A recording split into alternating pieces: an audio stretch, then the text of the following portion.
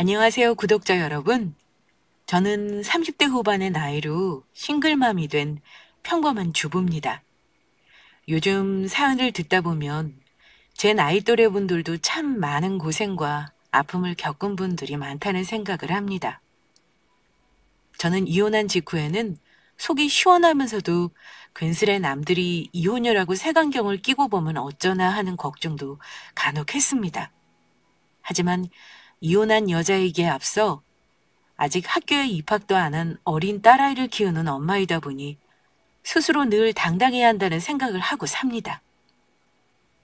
이혼하는 분들 중 이곳에 본인 잘못으로 이혼 사연을 보내는 분은 거의 없을 겁니다. 물론 저 역시 남편과의 불화로 이혼했습니다. 효도는 셀프라는 말을 요즘 많이 하시죠? 그 말을 본인에게 유리하게 갖다 붙이는 남편에게 질렸다고 할까요? 제가 결혼을 늦게 한 편이라 아이가 어렸지만 결혼 내내 치사하게 구는 인간을 남편으로 믿고 살다가는 나이 먹어서 더 서러운 꼴 당할 것 같아 이혼했네요. 만약에 제가 초라하게 이혼했다면 아마 이런 사연을 보내지도 않았을 거예요. 대부분은 저처럼 힘들게 살면서 이혼을 할 것이냐 안 할 것이냐 고민하다가 아이 때문에 혹은 경제적인 문제 때문에 주저앉아 버리는 주부님들도 많을 겁니다. 그런 분들에게 저의 사연이 희망이 되기를 바라고 있어요. 남편이 제가 이혼하자고 했을 때 비아냥거리듯 많이 했던 말 중에 하나가 뭐냐면요. 참 자존심 상하지만 이런 말이었습니다. 뭐? 이혼하자고? 웃기고 있네. 네가 과연 이혼할 용기가 있을까? 그럼 우리 연지는 어쩌고? 네가 돈 좀 번다고 기고만장하는가 본데 세상이 이혼이한테 그리 호락호락하지가 않아. 아직 당해보지 않았으니 알 리가 없지. 여자가 혼자 애 키우는 건 또 어떻고. 나는 우리 딸이 개무시당하면서 크는 꼴은 절대 못 봐. 너는 네 딸도 너처럼 살길 바라는 거냐? 제가 아이 때문에 이혼을 망설일 거라고 생각했는지 남편은 여자의 약한 마음을 이용하더라고요. 특히나 넉넉하지 않은 제 친정을 무시하고 제가 가난하게 자랐다는 약점을 들쑤시기까지 했습니다. 아마 대부분의 여자가 그렇지 않을까요? 아이가 있는 여자가 이혼하는 걸 가장 망설이는 이유가 자녀나 돈 때문이니까요. 하지만 저는 이혼하겠다는 생각을 굽히지 않고 말했습니다. 당신은 내가 연지 때문에 이혼 못할 거라 생각하나 봐? 전 걱정되면 애는 당신이 키워. 내가 언제 애 내가 키우겠다고 고집 부렸니? 애는 누구든 잘 키울 사람이 키우면 되는 거야. 나만 부모냐? 당신도 부모잖아. 이혼하고 당신 혼자 홀가분하게 살면 솔직히 당신 입장에서는 더 좋은 거 아닌가? 나도 당신 혼자 홀가분하게 사는 꼴은 보기 싫거든. 그러니까 우리 연지는 당신이 키워. 알겠니? 저는 애를 남편더러 키우라고 강하게 나갔습니다. 저는 뻔히 알고 있었어요. 남편 놈 성격에 절대로 우리 딸을 키우지 못한다는 걸요. 저 이혼 말 쏙 들어가게 할 목적으로 협박한 거지만 본전도 못 찾을 말을 한 셈인 거죠. 그 인간도 아이를 키우라는 말에는 당황하더라고요. 뭐야? 당신 그 말한 거 후회 안 하지? 내가 애 키우면 우리 딸 절대 당신 못 보게 할 거야. 똑똑히 알고 말해. 웃기는 소리 하지 마. 뭐 정예 못 보게 할 거면 나한테 양육비 받을 생각도 하지 말고 당신이 혼자 버는 시원찮은 돈 가지고 혼자 키우던가. 나보다 능력도 없으면서 어디 아빠가 애 키우면 얼마나 잘 키우는지 한번 두고 보자. 그러자 남편은 할 말이 없는지 대꾸를 그만두고 나가버리더군요. 이혼할 때 진흙탕 싸움 없이 깔끔하게 한 부부가 과연 있을까요? 저는 그런 부부는 거의 없을 거라고 장담합니다. 다들 차마 말 못한 상황들을 마음속에 상처로 안고 산다고 생각해요. 저 역시 이혼 과정이 이혼을 거부하는 남편 때문에 쉽지만은 않았고 결국은 소송으로 마무리할 수밖에 없었네요. 저 이혼하고 나서 가장 속상해한 사람은 이혼 당사자인 제가 아니라 사실 우리 친정엄마였습니다. 아빠는 저 첫아이 낳는 거 보고 얼마 안 되어 일찍 돌아가셨고 친정엄마 혼자 계셨는데 저 형편 피는 거 보면서 늘 기뻐하셨어요. 그런데 난데없이 이혼하겠다고 결정하니까 처음에는 아이가 있으니 참으라고 말리시기도 했어요. 부부 사이의 일을 저는 한 번도 엄마에게 곧이곧대로 말한 적이 없었으니 엄마는 아마 제가 별탈 없이 남편과 결혼 생활을 유지했다고 생각하셨을 겁니다. 이혼할 때 돼서야 그동안 제가 어떤 취급을 받았는지 왜 이혼하는지 얘기하니 엄마가 마음 아파하시며 남편 욕을 그렇게나 하시더라고요. 결혼해서는 너 하고 싶은 거 하고 사는 줄 알았더니 김서방이 너를 그런 식으로 대한 줄은 몰랐다. 엄마한테 왜 친작은 말을 안 한 거야? 그랬으면 엄마가 너더러 참고 살라고 했을 것 같니? 그때는 이혼 고비만 하고 있어서 말 못했어요. 부부싸움하는 거 엄마한테 말하면 마음 아플 거 아니야. 가뜩이나 엄마도 힘든데 그러기 싫었어요. 그 시간에 내 사업 신경 쓰고 돈 버는 게 중요했으니까요. 어쨌든 이제는 걱정하지 마요, 엄마. 마음 정리도 다 됐고 엄마 딸 혼자 얼마든지 잘 먹고 잘 살 능력이 있으니까. 엄마는 어린 시절부터 저에게 못해준 것만 있는 데다 결혼할 때도 남들처럼 못해보낸다고 너무 가슴 아파하셨던 분입니다. 그러니 어린 딸까지 있는데 이혼한다고 하니 억장이 무너지셨겠죠. 엄마 입장에서 딸에게 이혼하라고 자신 있게 말 못하는 이유도 넉넉지 못한 친정엄마 사정도 한몫했을 겁니다. 지금은 엄마와 같이 살고 있습니다만 그때만 해도 친정엄마 사는 게 그다지 여유롭지는 않았어요.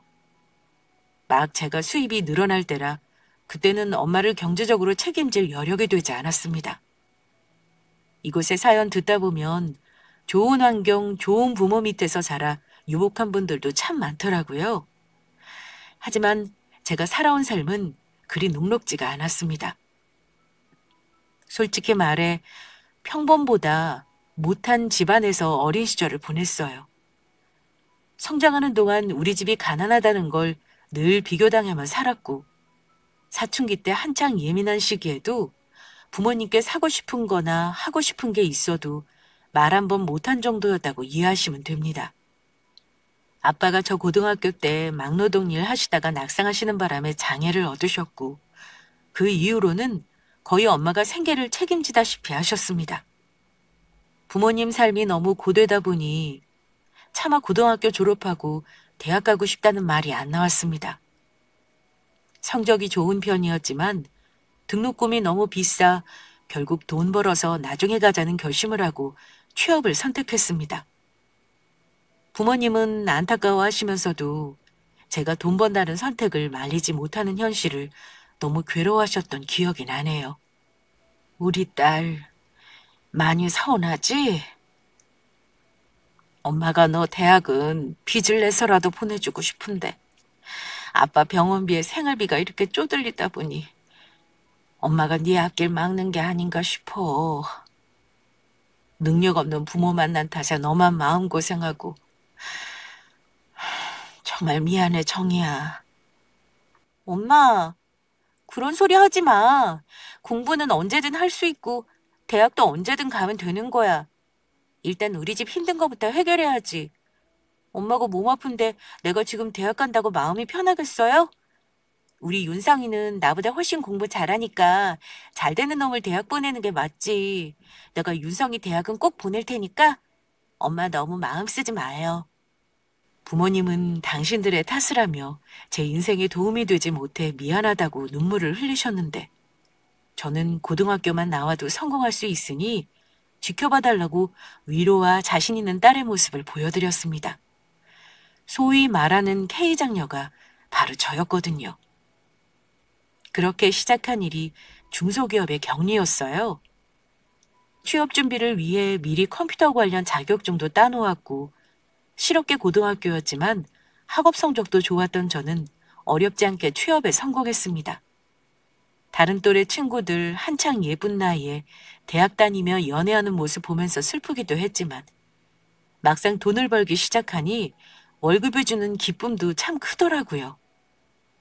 저는 그렇게 이른 나이부터 돈 버느라고 다른 곳에 관심을 둘 틈이 없었습니다. 저는 외모 꾸미는 거 잘 못하지만 인물은 그래도 예쁜 편이었고 나이도 어리니 아무래도 남자들이 집적거리는 경우가 종종 있었습니다. 하지만 같은 회사 남자들이 찝적대는 건 철벽을 쳤습니다. 사내에서 구설수에 오르는 건 원치 않았어요. 조용히 회사 생활만 하니 나이가 들면서 점차 관심이 시들해지더군요. 중간에 이직을 위해 자격증도 따고 다른 회사에 이력서도 넣어봤지만 대졸이 넘치는 사회이다 보니 좀처럼 고졸인 제가 더 좋은 조건의 회사로 이직한다는 건 쉽지 않은 일이었습니다. 학교 다니면서 대학에 다시 가는 것도 현실적으로 어려웠어요. 그때 알았습니다. 공부도 다 때가 있다는 말이 무슨 말인지를요. 어쨌든 나이가 30줄에 접어들 때까지 저는 가족을 위해 할 만큼 했습니다. 저는 희생이라고 생각하지 않아요. 나 혼자 잘 살겠다고 발버둥 쳐봐야 소용없고 서로 똘똘 뭉쳐야 그나마 잘 살 수 있다는 걸 잘 알고 있었습니다. 저는 동생을 소위 말하는 명문대에 보내 졸업시켰고 집안에 살림에 보탬을 주면서 누구보다 열심히 살았어요. 엄마도 예전처럼 힘든 일은 못 하시니 파트타임으로 소일거리만 하셨는데 동생이 정말 운 좋게도 군대 다녀온 후 졸업하자마자 바로 취업하고 나서 형편이 훨씬 나아지기 시작했습니다. 엄마는 한창 좋은 나이인 20대에 남자 한 번 만나는 일 없이 사는 저를 보고 마음 아파하셨어요. 정희 너도 남자 좀 만나야지. 이러다 30 훌쩍 넘으면 시집은 어째 가려고 그래. 남자도 이놈 저놈 만나봐야 보는 눈이 생기는 건데 젊은 나이에 뭐 어떠냐. 데이트도 하고 그래봐. 네가 너무 애쓰고 사는 것 같아서 엄마가 마음이 아파서 그래. 엄마, 내가 때 되면 엄마가 만나지 말라고 해도 만날 거야. 그 전에 내가 목표한 것까지는 다 이루고 싶어. 그리고 엄마가 몰라서 그러는데 나 좋다는 남자들 몇 번 만나보기도 했어. 다 내 눈에는 안 차더라. 그래? 하긴 똘똘하고 야무진 네 성에 차는 남자가 아마 흔치는 않을 거야. 어쨌든 엄마 말 명심해. 네가 이러는 게 우리가 워낙 힘들게 살아서인 거니까 엄마가 마음 아파서 그래. 엄마가 굳이 걱정해주지 않아도 사실 저 좋다는 남자들 몇 번 만나는 바지만 다 잘 되지는 않았어요. 그즈음 저는 회사에서 10년 동안 근무하면서 연차가 쌓이며 격리 업무가 아닌 대절 직원들이 근무하는 홍보팀이나 기획실에서도 인정받고 일하는 짬이 되었습니다. 마침 같은 팀의 저보다 2살 어린 여자 대리님이 소개해준 회사에 자주 온다는 거래처 직원을 소개받았는데요. 그 사람이 바로 전 남편이었습니다. 남편은 어엿한 대기업 계열사에 다니는 사람이었어요. 궁합도 안 본다는 4살 차이에 둘 다 결혼 정년기이다 보니 가벼운 마음으로 만나지는 않았습니다. 저는 평범한 집안에서 크고 대학도 나오고 직업도 멀쩡한 남편이 굳이 왜 저에게 관심을 가지나 궁금했는데요.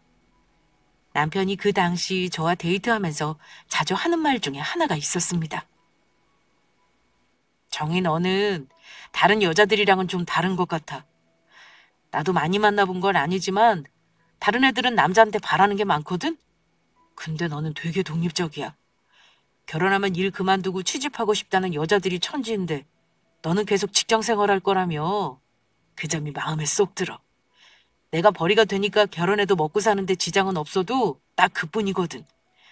빨리 부자 되려면 조금이라도 벌 수 있을 때 둘이 바짝 버는 게 좋지 않겠어? 나도 그렇게 생각해. 결혼해서 나도 돈을 쥐고 있으려면 당연히 직장을 계속 다녀야지. 나는 우리 엄마 생활비도 동생이랑 같이 보태드려야 돼서 직장 관둘 생각 전혀 없어. 그래 맞아. 나도 우리 부모님 용돈은 드려야 하거든. 내가 장남이라 어깨가 무지 무거워. 우리 부모님은 나이도 많으시거든. 자기랑 나랑 둘이 벌면 양가 부모님 용돈도 두둑하게 드릴 수 있겠네.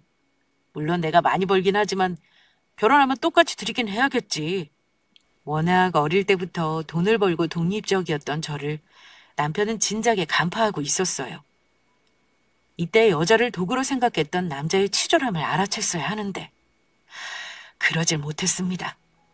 남편은 여자가 소위 말하는 취집을 하는 걸 싫어했습니다. 여자가 결혼하고 집에서 애 키우고 살림하는 건 절대 노는 일이 아님에도 집에서 놀고 먹는다고 생각하는 사람이었던 거죠. 안타깝게도 그 사실을 저는 연애하는 동안은 몰랐어요. 남편이 제가 다른 여자와 달리 독립적이고 경제적으로 능력이 있다는 걸 좋아한다니 괜히 으쓱하기까지 했습니다. 그만큼 제가 남자 못 만나본 쑥맥이라 뭘 몰랐던 거죠. 하지만 결혼 전 연애할 때는 대부분의 남자가 그렇듯 저를 함부로 대하는 일은 없었습니다.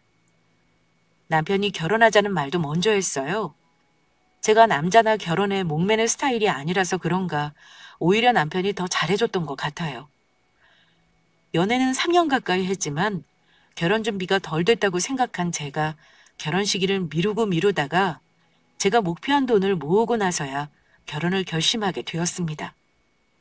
나름 아들에게 기대하는 게 많아 보였던 시어머니는 기왕이면 대학도 좋은 데 나오고 집안도 좋은 여자를 며느리로 드리고 싶은 욕심은 있으셨던 것 같아요. 저 인사 갔을 때 그다지 친절하지는 않으셨던 기억이 납니다. 하지만 제가 모은 돈이 아들보다 많다는 걸 듣고 나서는 바로 태도를 바꾸시긴 했어요. 남편 집은 원래 형편이 어렵지 않다고 하는데 하필 그중 시아버지가 건강이 안 좋아지시면서 가세가 많이 기울었다고 들었습니다. 그래서 아들 결혼하는데 전셋거리 하나 못 얻어줄 것 같다고 많이 미안해 하셨습니다. 둘이 머리를 맞대고 고민한 끝에 서로 모아놓은 돈을 대출받아 겨우 전세 한 칸 마련했고 살림은 거의 제가 장만했습니다. 우리 엄마도 사위 욕심이 왜 없으셨겠어요? 기왕이면 야무진 딸이 집 한 칸 해온다는 남자와 결혼하길 바라셨겠지만 그래도 엄마는 제가 고른 남편감이니 무조건 믿는다는 말만 하셨습니다. 그렇게 저는 34살 나이에 유부녀가 되었습니다. 저는 결혼만 하면 둘이 핑크빛 미래만 펼쳐질 줄 알았습니다. 돈을 같이 버니 2배로 더 모일 거라 기대도 많이 했고요. 주변에서 듣기로는 경제권도 보통은 여자가 가지고 남편에게 용돈을 준다고 들었습니다. 그래야 돈 흐름이 보이고 저축도 많이 할 것 같았습니다. 그런데 남편은 유독 돈 문제만큼은 양보하지 않았어요. 각자 보니까 각자 관리하기를 바랐고 저는 남편이 됐든 제가 됐든 한 사람이 관리하기를 원했습니다. 두 사람 수입을 알아서 관리하자니. 다른 집들은 한 명이 관리하고 남편은 대부분 용돈 받아 쓰던데. 우리도 그렇게 하면 안 돼? 당신 알다시피 나 돈 허투루 쓰는 거 엄청 싫어해. 내가 잘 관리해 볼 테니까 하나로 합쳐서 관리하자. 당신도 총각 때랑 똑같이 살 거면 결혼은 뭐하러 했어. 그냥 혼자 돈 쓰면서 살고 말지. 당신 뜻은 알겠는데 나도 프라이버시가 있잖아. 서로 경제권은 터치 안 했으면 좋겠어.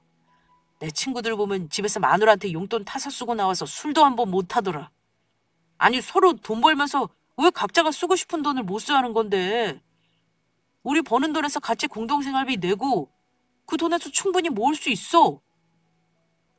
남편은 좀처럼 저에게 경제권을 주지 않았습니다. 저도 싫다는 사람과 굳이 싸우기 싫었어요.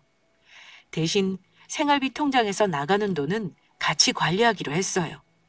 매달 양가 부모님 용돈과 각자 공과금 생활비 등을 체크카드로 만들어 생활했습니다. 남편은 원래 아이 갖는 것도 그다지 원하지 않았어요. 우리 목표는 3년 안에 내 집 마련하는 거로 하자. 그때까지는 아이 갖는 것도 미뤘으면 하는데 어때? 당신 생각도 나랑 같지? 남편은 제 생각도 본인 것 같을 거라 생각하는 듯 했지만 저는 달랐습니다. 34 나이도 노산인데 3년 뒤면 임신이 한 번에 된다는 보장도 없었고요. 3년? 그럼 내 나이가 몇인 줄 알아? 지금 나도 우리 적지 않은 나이인데 당신은 40 넘어서 애 아빠 되고 싶은 거야? 가난한 부모보다는 나이 많고 여유로운 부모가 더 나아. 당신 애만 낳아놓고 하고 싶은 것도 못 해주면 그게 부모야? 준비되었을 때 가지려고만 하면 다 방법이 있어. 아기는 저 혼자 좋다고 낳을 수 있는 건 아니잖아요. 남편 생각이 마음에 들지는 않았지만 남편 뜻을 따르기로 했는데요. 참 인생이 계획대로 흘러가지만은 않는 게요. 갑작스레 예상치 않았던 아이가 들어서는 바람에 남편 계획은 차질을 빚게 되었습니다. 들어선 아이를 없앨 수는 없는 일이니 어쩌겠어요. 남편은 여러 가지 생각이 많아 보였습니다. 아마 책임감 때문에 그러려니 짐작만 할 뿐이었습니다. 충분히 기뻐하지 않는다는 게 지금 생각하면 참 우리 딸에게 미안한 일로 남아있긴 합니다. 그런데 아이가 생기면서 남편과 사이에 조금씩 금이 간다는 걸 느꼈습니다. 특히 제가 임신하고 나서도 회사에서 계속 일을 할 수 있는지에 대해 민감했어요. 툭하면 저에게 확인을 하곤 했습니다. 여보, 당신 애 낳고 나서도 직장 계속 다닐 수 있는 거지? 요즘은 육아휴직 같은 거 법적으로 보장해 준다더라. 당신 정규직이니까 당사자가 그만두지 않는 한 잘릴 일은 없을 거잖아. 무슨 그런 걱정을 해? 나 이 회사에 10년 넘게 일했어. 내가 그만두지 않는 이상 그럴 일 없으니까 제발 쓸데없는 걱정하지 마. 그리고 나는 육아휴직 안 할 거야. 3개월 출산휴가만 내고 일할 생각이야. 그래? 그렇다면 다행이고. 암튼 우리 계획 차질 생긴 거니까 최대한 당신도 출산하고 쉴 때 쓸 돈 모아놔 우리. 그땐 어쩐지 남편의 말이 야속하게 느껴졌습니다. 마음이 불안했던 저는 임신 중에도 저는 악착같이 일을 쉬지 않고 돈을 모았습니다. 혹시 무슨 일이 있을지 모르니 어떻게든 여윳돈을 들고 있으려고 부른 배를 잡고 야근을 하기도 했어요. 주변에서 저보고 당장 애 낳을 것 같다며 불안해할 정도였습니다. 그런데 30 중반이 다 된 나이에 임신이어서 그런지 여기저기 안 아픈 곳이 없었습니다. 설상가상 임신 중기에 임신 중독증까지 걸리면서 생각보다 육아휴직을 앞당겨 쉬어야 했어요. 임신 후반부에는 자궁경부 무력증 때문에 거의 병원에서 누워서 지냈고 정말 힘들게 아이를 제왕절개로 낳았습니다. 원래 계획은 출산휴가 3개월만 쓸 생각이었어요. 친정엄마가 가까운 곳에 사시는지라 엄마 도움을 받으며 엄마에게 아기 봐주는 비용도 드릴 생각이었습니다. 하지만 그건 역시 제 마음대로 되는 게 아니더라고요. 아이를 낳고 나서 3개월이 지나도 몸이 회복되지 않았던 저는 결국 육아휴직을 연장해야만 했습니다. 남편은 제가 멀쩡해 보인다면서 일을 하는 게 어떻겠냐고 권유했는데요. 친정엄마가 그 말 듣고 엄청 노발대발하셨어요. 자네는 내 딸이 애 낳고 몸 망가진 거 안 보이는 건가? 아니 아무리 돈 버는 게 중요하다지만 애 엄마 건강이 중요한 거지. 자네 몸 아니라고 그러면 쓰나? 여자가 애 낳고 나면 얼마나 몸이 축나는 줄 알아? 장모님, 지금 당장 집사람들로 일하는 거 아니잖아요. 일하던 사람이 너무 집에만 있으면 더 처지는 거 모르세요? 아프다 하면 더 아픈 법이라고요. 제가 볼 때는 이 사람 운동 안 하고 집에서 애만 보니까 더 아픈 거라고요. 뭐? 자네 그걸 말이라고 해? 내가 와서 집안일 안 도와주면 집안이 엉망인 거 혹시 자네 알고는 있나? 그동안 우리 딸이 자네 치탁거리만 하고 산 게 눈에 보여서 내가 얼마나 마음이 아픈지 몰라. 애 아빠가 됐으면 자네도 우리 딸 힘든 거 신경 써주고 애도 같이 봐주던가 해야 할 거 아니야. 아니면 집안일이라도 거들어주던가. 엄마는 저를 아끼지 않는 것 같은 사위에게 엄청 서운해하셨습니다. 그런데도 저도 마음 같지 않은 몸 때문에 스트레스가 많았어요. 설상가상 산후 우울증까지 오면서 마음도 몸도 너무나 힘들었습니다. 1년은 생각보다 길지 않은 시간이었어요. 1년 동안은 그래도 얼마간의 급여가 나오더라고요. 하지만 1년 후에도 저는 몸이 그다지 좋지 않았습니다. 그래서 회사에 휴직 연장을 하러 갔는데요. 회사에서는 제가 휴직 연장을 하면 더 이상 자리를 공석으로 놔둘 수 없다며 은근히 사직을 권고했습니다. 물론 그럼 당장이라도 일하겠다고 할 수도 있었어요. 하지만 이미 1년 넘게 일을 쉰 데다 아무 준비 없이 일을 시작한다는 게 두렵기까지 했습니다. 아마도 우울증 탓이었으리라고 생각합니다. 그때는 모든 게 자신이 없었어요. 회사에서 자리를 비워둘 수 없다는데 어쩌겠습니까? 나를 위해 놔두라고 할 수도 없는 노릇이잖아요. 고민 끝에 저는 회사를 그만두게 되었습니다. 문제는 제가 일을 그만두고 난 후부터 남편이 달라졌다는 겁니다. 남편은 제가 직장을 그만두겠다는 말을 한 순간부터 저를 대하는 태도와 말투가 완전히 변했어요. 결혼할 때나 아이 낳았을 때만 해도 잘 살아보자고 했고 아이가 태어나도 좋은 부모가 되자고 했던 그였지만 막상 제가 일을 그만두고 온전하게 본인이 책임져야 하는 게 싫었던 건지 저도 확실히 그 사람 마음은 모르겠습니다. 남편은 제가 회사를 그만두고 나서 가장 먼저 생활비 통제를 하기 시작했습니다. 당신 말이야, 애 기저귀는 그냥 빨아 쓰는 청기저귀 쓰면 안 되는 거야? 이번 달 기저귀값 포함해서 분유값만 얼마인 줄 아냐고. 돈도 안 벌면서 쓰는 건 예전하고 똑같으면 어쩌자는 거야?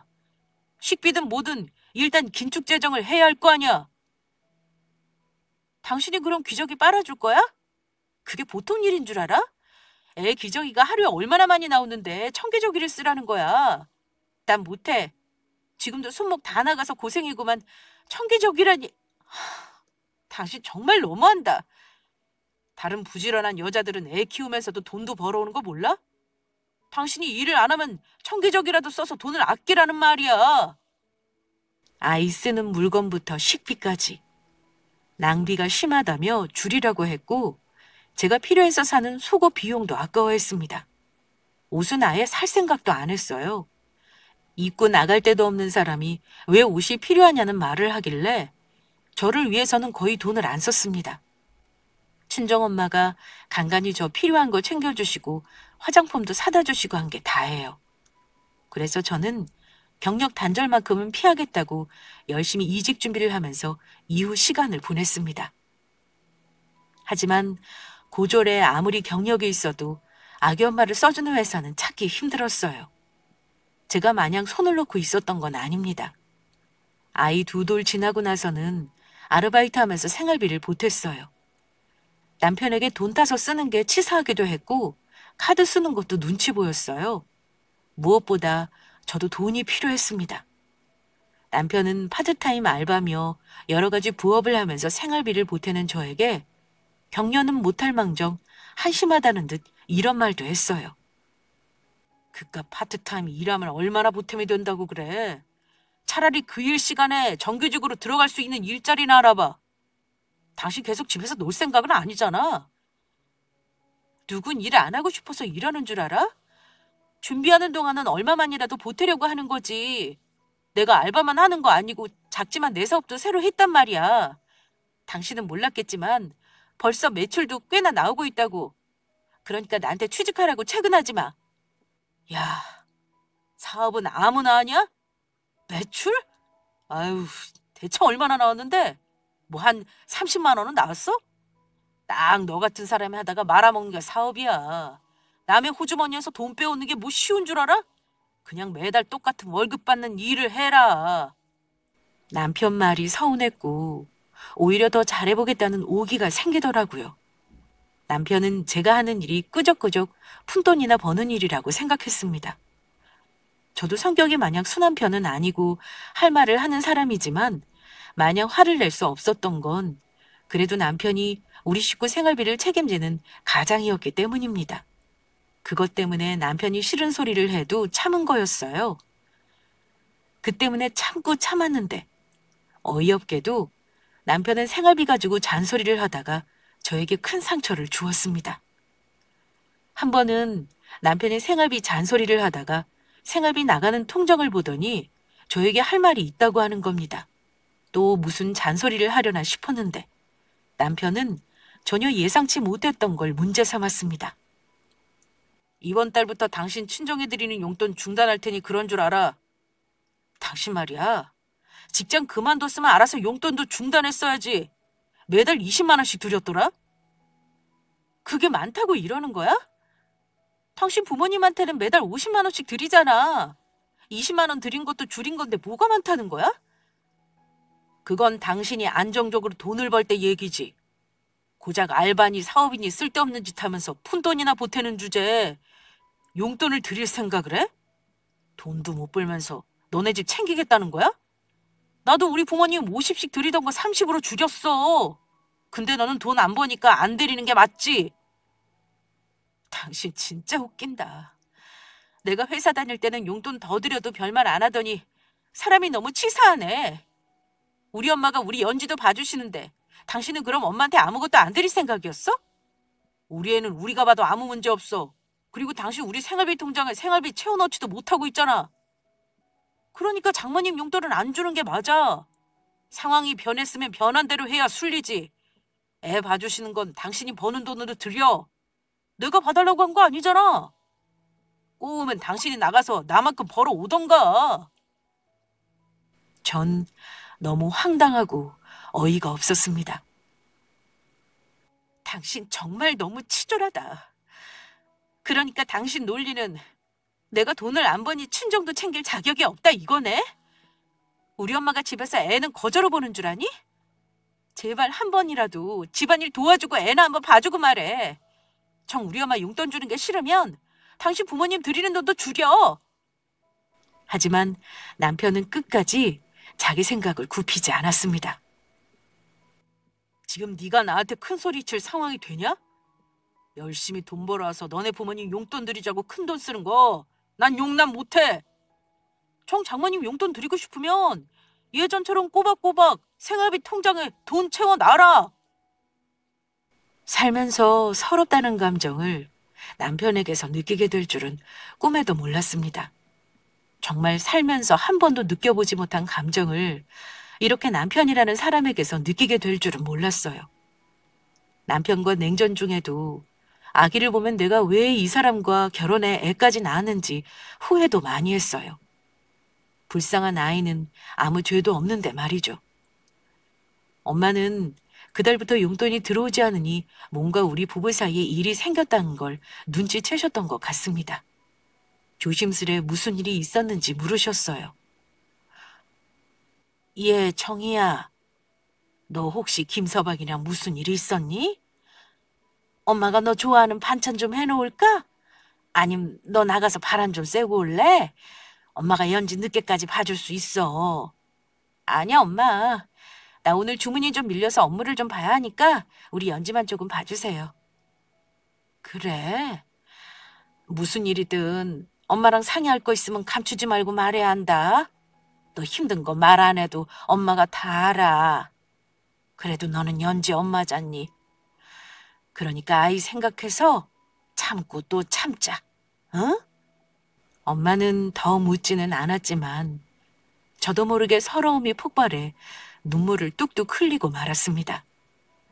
아무 말 없이 저를 달래주시면서도 아무것도 묻지 않으셨어요.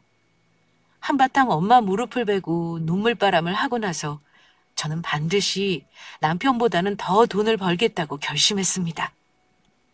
사실 저는 파트타임 알바를 하면서도 집에서 아이를 보면서 할 수 있는 일을 가리지 않고 찾아서 했어요. 제가 느끼기에는 오히려 회사에서 일할 때보다 배우는 게 많을 정도였습니다. 그러다가 우연한 기회로 여성 창업센터에서 여성 창업주들과의 대화를 할 기회가 있었는데요. 전혀 새로운 세상이 보이더라고요. 저는 돈을 벌려면 무조건 취직을 해야 한다고만 생각했는데 얼마든지 돈을 벌 수 있는 다른 일이 많더라고요.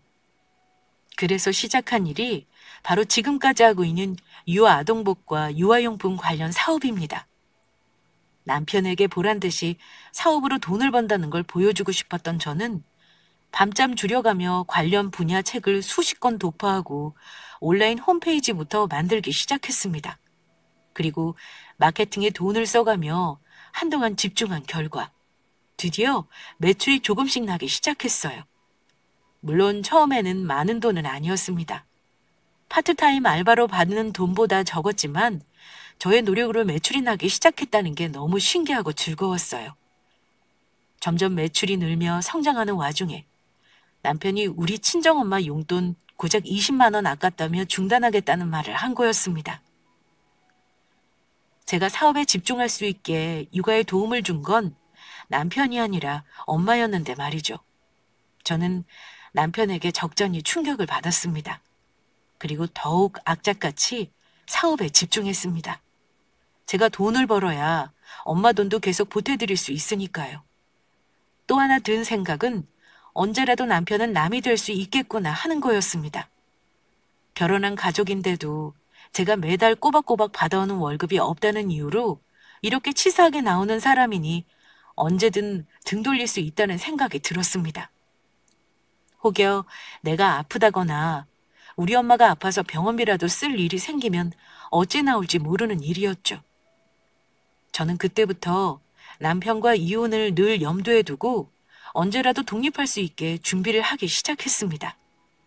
사업이 성공하고 부자가 되기를 바라는 것까지는 아니어도 남편 앞에서만큼은 당당하게 당신보다는 내가 돈 더 많이 번다고 자랑하고 싶었습니다. 이거 하나밖에 나한테 없다는 그 일념 하나로 정말 뼈와 살을 갈아 넣어가며 열심히 일했습니다. 노력은 배반하지 않는다는 말이 맞는 게요. 사업에 집중하며 매달 매출을 늘기 시작하더라고요. 그때부터는 당당하게 생활비도 똑같이 보탰어요. 언제부턴가 제가 생활비를 당당히 내고 사업이 잘 돌아가는 걸 보더니 슬쩍슬쩍 얼마나 버냐고 저를 떠보기도 했습니다. 저는 남편에게는 생활비 외에 수입은 공개하지 않았어요. 남편 월급의 3배가 되는 돈을 벌고 있다는 걸 굳이 말해야 하나 싶었습니다. 하지만 얼마 못 가 남편 놈은 기어이 이혼을 앞당길 짓을 그놈의 주둥이로 저질렀습니다. 심지어 차를 뽑고 공유 오피스를 얻어 나간다고 하자 은근히 놀란 듯 했어요. 당신 요즘 좋아 보인다. 사업인지 뭔지 그걸로 돈 좀 버는 거야? 설마 전에 다니던 회사에서 받는 월급보다 많이 버는 거지? 그걸 말이라고 해? 돈 안 되면 내가 사무실 없고 우리 엄마 용돈 한 달에 100만 원씩 드릴 수 있을 것 같아? 생활비 공평하게 내고 있으니까 궁금해하지도 말고 투집 잡을 생각하지 마. 뭐? 당신 지금 100만 원이라고 했냐? 장모님을 100만 원씩 드린다고? 아니 그 정도 드린다는 거 매출도 많다는 건데 왜 나한테 말 안 했어? 나 더 이상 긴 말 안 해. 당장 당신 수입 솔직히 전부 다 알려주고 버는 만큼 우리 통장에로 다음 달부터 더 집어넣어. 남편은 제가 큰 잘못이라도 한 사람이라도 되는 양 화를 냈습니다. 물론 저는 그런 남편이 어이없었어요. 당신은 월급 전부 나한테 갖다 바치는 거 아니면서 무슨 개소리를 하니? 우리 엄마 용돈도 아깝다고 드리지 말라던 사람이잖아, 당신. 우리 엄마가 나 일하는 동안 내내 연지 봐주시는데 솔직히 100만 원도 부족하지. 매출 더 나오면 나는 200이고 300이고 더 드릴 거야. 그러니까 상관하지 마. 뭐? 당신은 장모님 챙겨드릴 생각은 하면서 우리 부모님 생각은 안 했냐? 나도 너 집에서 노는 동안 용돈 드리던 금액 줄인 거 몰라? 장모님 용돈 얼마를 드리던 당신이 그만큼 번다면 뭐 좋아. 나도 말 안 할게. 대신 우리 부모님 용돈도 똑같이 챙겨줘. 당신이 지금 100만 원 드린다니까 우리 부모님도 똑같이 드리면 되겠네. 가족끼리 이러면 안 되지. 나 당신한테 무지 서운해 지금. 저는 남편이 시댁 용돈도 똑같이 챙기라는 말을 하는 순간 이성의 끈을 놓고 말았습니다. 너무 화가 난 나머지 저는 있는 힘을 다해 얄미운 남편의 뺨을 후려치고 말았습니다. 남편은 제가 뺨따기를 날리자 잠시 놀란 듯 얼굴을 감싸주더라고요. 남편 뺨을 갈기는 여자가 세상 천지에 어딨어? 당신 미쳤어? 우리 엄마가 알면 당신 가만 놔둘 것 같아? 세상 천지에 자기 마누라 돈 안 벌어온다고 구박하는 놈은 당신이 유일할 거다. 당신은 맞아도 싼 놈이야.